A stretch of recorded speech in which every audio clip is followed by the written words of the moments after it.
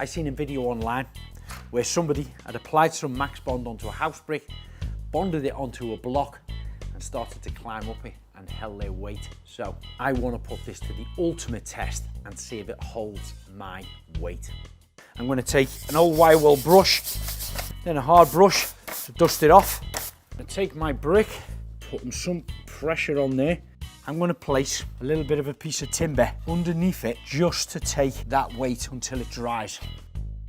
Max Bond really has super exceeded my expectations. In over 30 years in the industry, I put this product against anything. We know 4 of them hold my weight, 3 hold my weight, 2 of them hold my weight. Let's see if 1 holds my weight. Yes, it does. If you're looking for more how-to videos or just inspiration, check us out on all social media handles and don't forget to subscribe to our YouTube channel. And if you want to know more about Max Bond or any of 3C's vast range of products, just check out their website. The link's below.